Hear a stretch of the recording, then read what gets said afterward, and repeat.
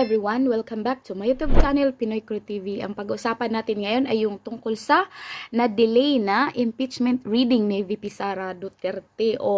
Excited na ba kayo dyan? Pasensya na, ngunit parang wala yatang mangyayaring bloodbath. Pero, kung ang mga DDS ang tatanungin, sabi nila ay gusto daw nilang ipagpatuloy ang impeachment trial.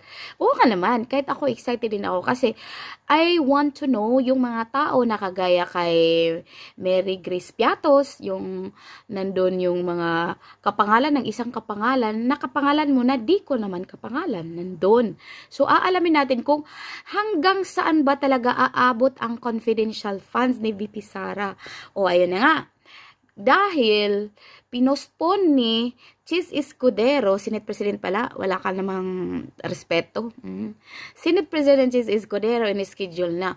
Simula pa noong February hanggang today at gagawin na naman ngayong 11th of June. Marami ang galit, as in galit na galit kasi nga naghahanap talaga sila sa 125 million baht. Ay hindi pala peso, sorry. 125 million pesos na ginastos lang daw sa loob ng 11 days at saka nireduce pa nila na ano daw, hindi 9 days lang daw, 7 days. O si, kayo na nga, kayo nang bahala dyan kung ilang days ba talaga. So ito na ngayon. Nung una, itong si Coconut Pimentel, na hindi na siya senador, last na niya ngayon, at natalo pa siya doon sa lugar na kinandidatuhan niya. Buti nga, may recipicat yon. Natalo siya. So ngayon, parang nanggagalaiti siya kanina doon sa kanilang meeting ba yun, conference sa Senado, na tinatanong ni Coco Pimentel, ni Senator Coco Pimentel na bakit daw hindi tinuloy yung impeachment. Aba, gusto din niya inong naghearing ang Senado at nandun si FPRRD. Grabe ang sip-sip mo Tapos ngayon anti-Duterte ka na. Oh my gosh, nakakahiya ka naman. Siguro kung buhay pa yung tatay mo, baka sinampal ka na rin. Dahil ngayon ay pumapanig ka na dyan sa anak ng Marcialo. Dictator na yan, na BBM na bangag. Ngayon, isa pa. Ito pang si Antivirus ay pumapapil na naman. Ang gustong-gusto lang talaga niya na dublihin. Naku, double-triple. Dublihin yung tatay, nakakulong na sa ICC, nakinidnap ng bangag administrasyon. Ngayon, gusto pang i-impeach itong si Sara Duterte kasi gustong magpresidente. Oh my God, sino bang beboto sa'yo, Riza? Nako man. Ito, hala. Habang siya ay nagsasalita, tinalikuran siya ni Senate President Chis Escudero. Nakakahiya. Kasi nagsasabi siya ng, Your Honor, wala naman ang honor na doon kasi lumabas. Sige nga, basahin natin yung pahayag niya ni Ontiveros. Sumaya na tayo dito kay Coconut. Ito, sa pagpabalik sesyon ng 19th Congress. Sesyon na pala kanina.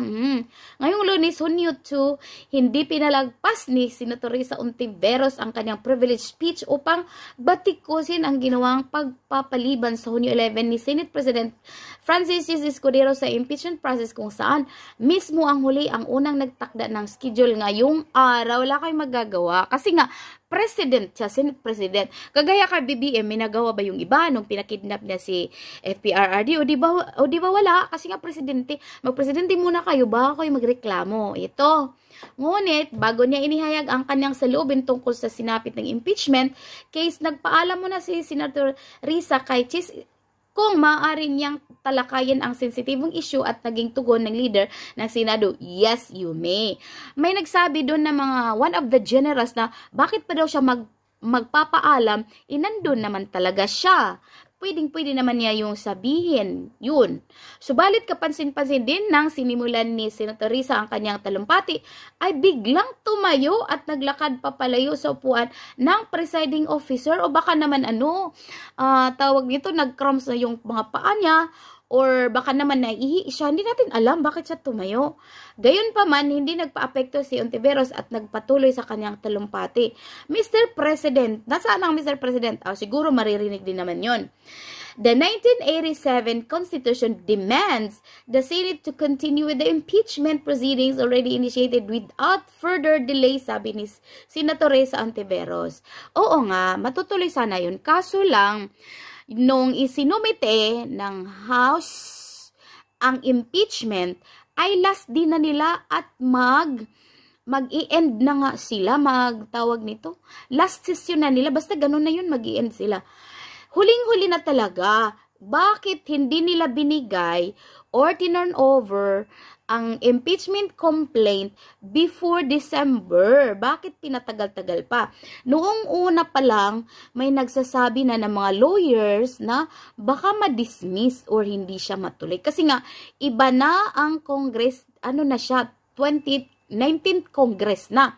Wala na ang last na kongreso. Iba na naman yan. Kasi yung iba may mga natalo at meron namang nagbalik at meron namang mga bago. So, hindi natin alam kung sinong maglilid. Baka si Martin pa rin kasi gusto nyo. Gusto nyo kasi si Martin kasi binibigyan kayo ng pera. O ito, talagang mandato po ng saligang batas, ito klaro at walang kalabuan, dagdag niya ni Risa Ontiveros. Agad namang bumalik si Escudero sa kanyang upuan nang tapos na si Senator Risa sa kanyang privilege speech. O diba, pinagtatawan ang aling makulit na sobra talaga. Hindi niya alam kung ano siya, oposisyon ba siya, sipsip ba siya. So sa ngayon, sa kalagayan ngayon, ay hindi siya oposisyon. Siya ay kakampi ng vungag administrasyon. O ito. Dito may mga nagagalit kay Chez, meron naman sumasang-ayon, meron namang may gusto, bahala kayo sa buhay nyo. O ito, sabi dito, pagpapakita ng walang galang respeto ng Senate President sa kapwa o ganun ba? Kapwa mambabatas at nagpahiwatig ng walang interes sa impeachment laban kay Inday Lustay. Proceeding na itinakda ng saligang batas o tinatawag nilang lustay. Sino kaya ang naglulustay? Sige nga, bakit ang VP Presidente lang ang sinisingled out ninyo? Sino-sino pa ang may mga CF? Bakit hindi nyo talakayan at talungkatin? Bakit sa kanya lang? Dahil ba siya ay kumalas kay BBM sa kanilang unity team? Ganun. Okay, ito. Sabi nila, Cheese is playing chess. Oh guys, remember? Si BBM ay close ng mga Marcoses. Ano ang sabi ng Marcos? Hindi ko sila pinagsabihan na i-impeach nyo. Ang sinasabi ko, ayaw ko ng impeachment. O baka naman, pinagsabihan siya ba na wag niyong ituloy ang impeachment. Kaya ang ginawa niya, dinidelay niya. So wala tayong magagawa dyan kasi siya nga yung presidente. Okay, tapos na si Ontiveros. Balikan naman natin ito si Coco Pimentel. Si Coco Pimentel siguro kaya siya sumisip-sip ngayon kasi baka gusto niya na mabigyan siya ng office or gabinete. Kasi yung asawa niya ay kinuha na ni BBM. So ngayon siya naman yung tumatahol. O diba? At biglang bumaliktad na naman si Senator Tolentino, biglang pinagtanggol niya. O diba, doon nagdebate sila ng mga batas-batas na yan. Walang hiya kayo, gustong-gusto niyo pagdebate yung mga batas na yan, pero yung mga batas na hindi niyo sinusunod, ngayon, yung batas ba niyo sinunod nung dinakip niyo si PRRD at pinadala doon sa ICC sa The Hague? O hindi ba? Diba hindi sinunod? O ngayon, ano batas pinag-usapan niyo dyan? So, i-impeach man yan, matuloy ang impeachment or hindi, wala kami pakaalam basta ang gusto namin na naniniwala sa mga Duterte at naniniwala sa mabuting nagawa ng dating presidente o ni VP Sara, i-impeach nyo or ituloy nyo yan para magkaalamanan na kung sino ang mapapahiya sa taong bayan. So yun lang po. Maraming salamat at salamat po sa lahat ng mga nanonood at nag-share na aking mga videos at nag-subscribe. Maraming salamat po. Bye-bye! See you in my next video. Spent all my life holding